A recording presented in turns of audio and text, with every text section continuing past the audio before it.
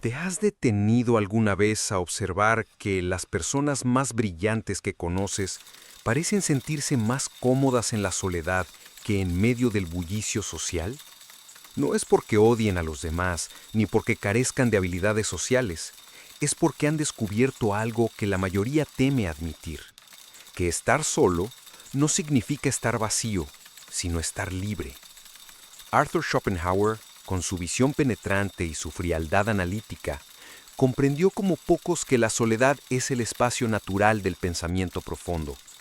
Mientras muchos corren a la multitud para ahogar su ansiedad, él se apartaba para encontrarse consigo mismo.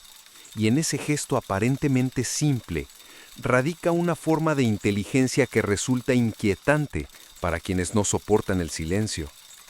Schopenhauer no se retiró del mundo porque estuviera dañado, ni porque careciera de afecto. Lo hizo porque su mirada era demasiado clara como para sostener las ilusiones en las que se apoyan la mayoría de las personas. El juego constante de la aprobación social, el afán por encajar en grupos, el teatro interminable de la convivencia cotidiana. A diferencia de quienes buscan en la multitud un espejo para definirse, Schopenhauer entendió que depender de otros para saber quién eres equivale a renunciar a tu propio pensamiento. Y es justamente ese pensamiento independiente, esa capacidad de escuchar la voz interior sin el ruido externo, lo que vuelve aterradora a la inteligencia de los solitarios. La mayoría cree que la soledad es una condena, pero Schopenhauer vio en ella un laboratorio de la mente. Al elegir apartarse, no escapaba de la humanidad, escapaba de la superficialidad de sus rituales. Mientras los demás se pierden en conversaciones triviales, compromisos vacíos y relaciones que exigen más energía de la que aportan, los verdaderamente inteligentes prefieren invertir ese tiempo en la exploración de su propio mundo interior. Allí descubren que las mejores ideas no surgen en medio de aplausos, sino en silencio, cuando nadie observa o interfiere. Este desapego asusta porque revela lo frágil que es la mente común. La mayoría necesita validación externa para sostenerse. Los solitarios, en cambio, encuentran en sí mismos un universo entero. Han aprendido a habitar sus pensamientos con la misma naturalidad con la que otros habitan cafés llenos de ruido. Y ese dominio sobre la propia mente es algo que desconcierta. Porque si alguien puede ser feliz solo consigo mismo, ¿qué poder tienen entonces los mecanismos sociales que mueven a las masas? Casi ninguno. La soledad para los inteligentes no es un aislamiento hostil, sino un privilegio. Han cultivado la capacidad de entretenerse con sus reflexiones, de dialogar con autores muertos hace siglos, de sumergirse en preguntas que pocos se atreven a formular. Mientras la mayoría busca huir del silencio porque les resulta insoportable, ellos lo abrazan porque saben que ahí germina la claridad, y es esa claridad lo que aterra. Darse cuenta de que todo lo que la sociedad considera indispensable, popularidad, pertenencia, reconocimiento constante, se revela como un engaño innecesario. El misterio de la soledad elegida no está en la ausencia de compañía, sino en la intensidad de la presencia interior. El solitario auténtico no evita a las personas por miedo ni por resentimiento, sino porque ha descubierto que su propia mente le ofrece más profundidad que la mayoría de las conversaciones triviales. En cada instante de aislamiento, en cada paseo sin rumbo o en cada hora de lectura, encuentra un universo que se expande sin cesar. La diferencia es clara. Mientras muchos buscan distraerse para escapar de sí mismos, el solitario busca profundizar para encontrarse. Y esa búsqueda lo hace distinto, porque convierte la soledad en una fuente inagotable de alimento intelectual en lugar de un desierto que hay que llenar a toda prisa con ruido y compañía. Schopenhauer comprendió que la mayoría de los pensamientos que creemos nuestros en realidad son préstamos del entorno, opiniones escuchadas, emociones inducidas, valores heredados. En el contacto constante con otros, estas voces se mezclan hasta el punto de hacernos olvidar la nuestra. Pero cuando alguien se siente en silencio y se permite escuchar sin interrupciones, descubre un caudal propio, una voz íntima que no necesita eco para sostenerse. Esa voz puede ser incómoda, porque no siempre dice lo que quisiéramos oír, pero es la única que tiene la capacidad de revelar lo que realmente somos. Por eso la soledad asusta, porque sin el murmullo externo, nos enfrentamos cara a cara con lo que llevamos dentro, y no todos están preparados para esa confrontación. Lo que distingue a quienes eligen estar solos no es la incapacidad de conectar, sino la valentía de sostener su individualidad sin anestesia colectiva. En un grupo, incluso en el más reducido, el pensamiento se ve inevitablemente modificado. La mente ya no funciona con plena autonomía, se divide entre lo que realmente quiere pensar y lo que debe calcular para no incomodar, no ofender, no desafiar demasiado. El solitario se libera de ese peso. En el silencio, descubre que su mente alcanza una amplitud que nunca tendría bajo la vigilancia implícita de los otros. No es casualidad que muchas de las mayores ideas de la historia hayan surgido en soledad, desde Newton hasta Darwin, pasando por el mismo Schopenhauer. Todos entendieron que para pensar de verdad se necesita una libertad que solo la ausencia de multitudes puede conceder. Pero la soledad no es únicamente un espacio vacío.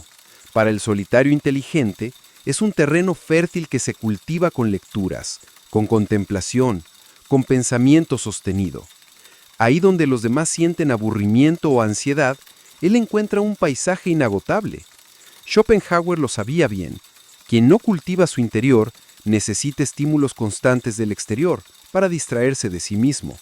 Por eso tantos se sienten incómodos sin la compañía de otros, porque al estar a solas solo se enfrentan a un vacío mal trabajado. La persona verdaderamente inteligente, en cambio, ha poblado su mente de mundos propios, de ideas, de imágenes, de preguntas que no requieren público para tener sentido. Esa riqueza interior transforma la soledad en un lujo. Lo inquietante es que, al mirar a los solitarios, el resto se siente desafiado, porque su mera existencia demuestra que la felicidad no depende de lo que la sociedad dicta. No necesitan ser el centro de atención, ni acumular compromisos sociales, ni exhibir constantemente una vida activa. Su quietud es un espejo incómodo. Revela que la mayoría depende de distracciones superficiales para no enfrentar su falta de profundidad. El solitario les recuerda que se puede vivir de otra manera, y eso incomoda, porque implica que sus esfuerzos por pertenecer no son tan imprescindibles como creen. Schopenhauer describía la soledad como el medio en el que el individuo puede ser plenamente él mismo. Y tenía razón. Cuando uno está rodeado de otros, inevitablemente adopta gestos, opiniones y emociones que no le pertenecen del todo. En soledad, en cambio, emerge lo auténtico. Se revela la voz interna sin filtros, sin aplausos ni críticas. Y es ahí donde se gestan los pensamientos que desafían el orden establecido. No porque el solitario quiera rebelarse por capricho, sino porque ha tenido el valor de mirar más allá de lo obvio. El contraste se vuelve aún más claro cuando se observa cómo las multitudes tienden a repetir patrones. La gente se viste parecido, habla de lo mismo, celebra los mismos éxitos, temen los mismos fracasos. Todo está moldeado por una necesidad de aceptación que aplasta la diferencia. En ese contexto, el solitario parece extraño, incluso sospechoso. Pero lo que en verdad ocurre es que ha escapado de la homogeneidad. Ha decidido no hipotecar su pensamiento para ganarse una sonrisa o un aplauso, y esa decisión lo convierte en alguien libre, aunque a ojos del resto parezca un exiliado. Por eso la inteligencia de los que eligen estar solos resulta tan aterradora, porque son capaces de pensar lo que los demás ni siquiera pueden concebir. Mientras las multitudes repiten frases aprendidas, ellos descubren nuevas formas de comprender la realidad, y lo hacen sin necesidad de aprobación, sin buscar consenso. Su fuerza proviene precisamente de esa independencia que el resto teme, esa independencia que no se compra con títulos ni con diplomas, sino con la capacidad de soportar la soledad sin desfallecer. La independencia intelectual que nace de la soledad tiene un precio que pocos están dispuestos a pagar. Requiere soportar largos periodos en compañía, enfrentarse a la incomodidad del silencio y, sobre todo, aceptar que las conclusiones a las que uno llega pueden ser incomunicables para la mayoría. El solitario comprende que no todas sus ideas serán entendidas, que muchas serán rechazadas o ridiculizadas. Y aún así persevera, porque sabe que el valor de pensar no está en agradar, sino en descubrir. Esta paciencia para evitar lo incomprendido es, en sí misma, una forma de coraje. Es más fácil repetir lo que todos aprueban que sostener un pensamiento propio cuando nadie lo respalda. Schopenhauer hablaba del desgaste que implica el contacto constante con otros, no solo porque la interacción consume tiempo, sino porque gasta energía mental. Cada conversación exige atender emociones ajenas, interpretar señales, medir palabras. Esa inversión es, muchas veces, un derroche que impide la concentración profunda. El solitario calcula ese costo y decide reservar su energía para lo que considera más valioso: crear, reflexionar, dar forma a un pensamiento que deje huella. La mayoría llama esto frialdad, pero en realidad es una administración lúcida de los recursos más escasos que tenemos: la atención y la claridad de la mente.